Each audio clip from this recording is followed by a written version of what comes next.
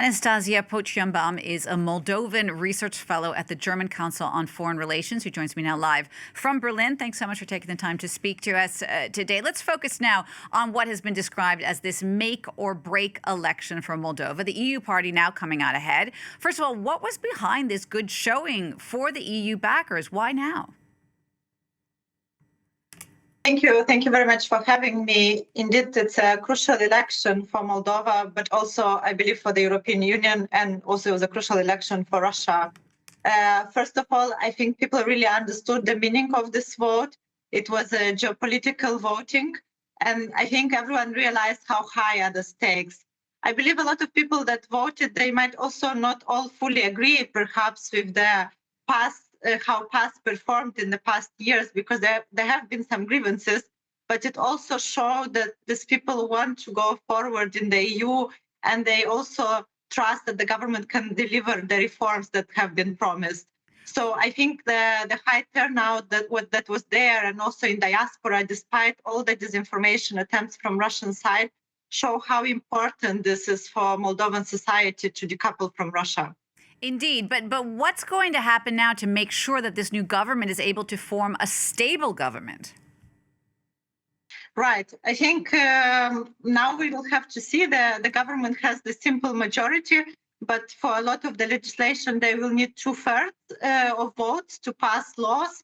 Therefore, they will need to cooperate with the other with some people from the other parties.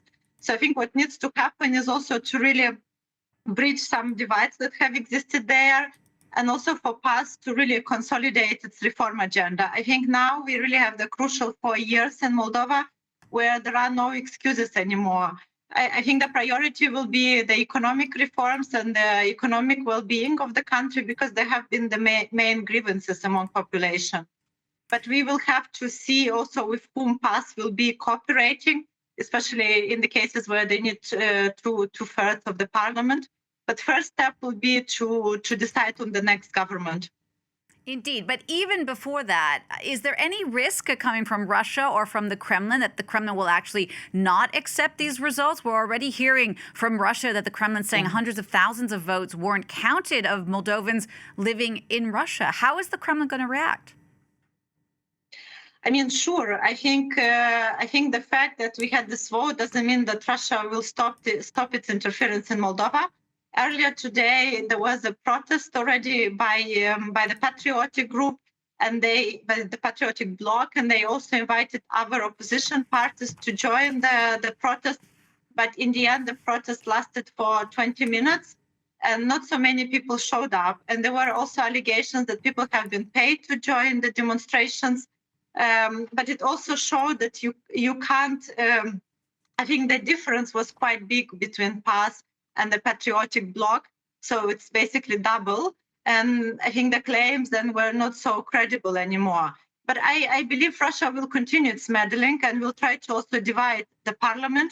So Russia never stops. I think the battle will continue. But I think the current results also show that as much as the patriotic bloc claims that the elections have been frauded or the diaspora votes were bought, this just the proportion and the number of people voted. It just also shows that these allegations are false. I think the numbers made the difference, really.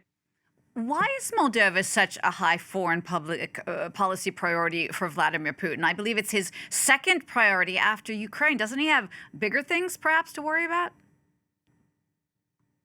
I think indeed, and Moldova, on the one hand, Moldova is a small country, but I mean, it's also very important for Russia. First of all, we see that Russia has been weakened by its full-scale war in Ukraine, and it's losing influence as a geopolitical actor. And Russia also understands that Moldova has been decoupling from its influence. And Russia, in a way, I believe they still see Moldova as its puppet or as its sphere of influence. And these elections have also shown that Moldova wants to break free from Russia, if I can say so. And Russia saw that the stakes are very high. If PAS wins, which has happened, it means that Moldova can further pursue towards EU accession. While for Russia's side, it's really important to have a fragmented, unstable, undemocratic Moldova, including for meddling in the Ukraine affairs. I mean, unstable and insecure, Moldova is also a test ground for Russians' hybrid threats, for attacks against institutions, and also to influence influence the situation in Ukraine from the other side. And as well, Moldova is on its border with the EU, being a neighbor of Ukraine and the EU candidate country. So that also allows Russia to destabilize the EU itself. What about the economy and all of this? Moldova is going through a current economic hardship. How much did that play into this vote? Yeah, you're absolutely right. I think economic grievances were the main also concerns for people. If you look at all the polls, it's economy, low salaries, corruption that people find as the main issues that Moldova has to deal with. And I think like these questions have been a lot instrumentalized, including by the patriotic bloc and by shore-affiliated parties that in the end were forbidden to run for elections. But basically, there were promises of short or quick solution, cheap gas, higher salaries. But, there was never also a platform on how this will be delivered. I mean, there were promises also of the Russian cheap gas. I think these people have been, in a way, instrumentalized most. And also when people are ready to get money for votes, it also shows the economic situation.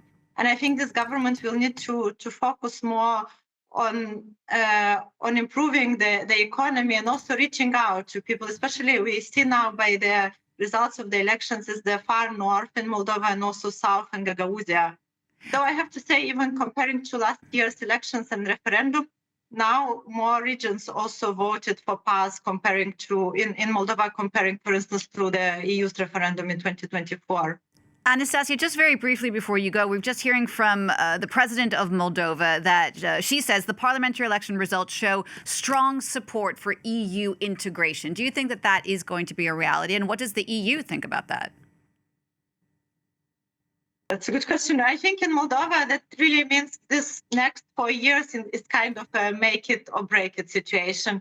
The government is really oriented to pursue the reforms. We have seen that the Moldova closed its EU screening process just last week before elections.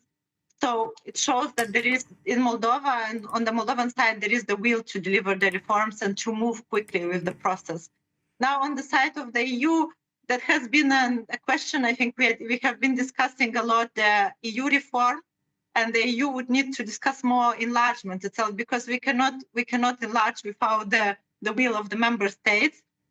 But at the same time, I feel it's like an imperative geopolitical moment for the European Union. When this enlargement does not happen, I think it will undermine a lot the credibility of the EU. So now Moldova delivered, and will have to continue delivering the reforms, but the EU has also to deliver on its promises. Anastasia, thank you so much for sharing your expertise with us there. Anastasia Pociumban speaking to me live from Berlin.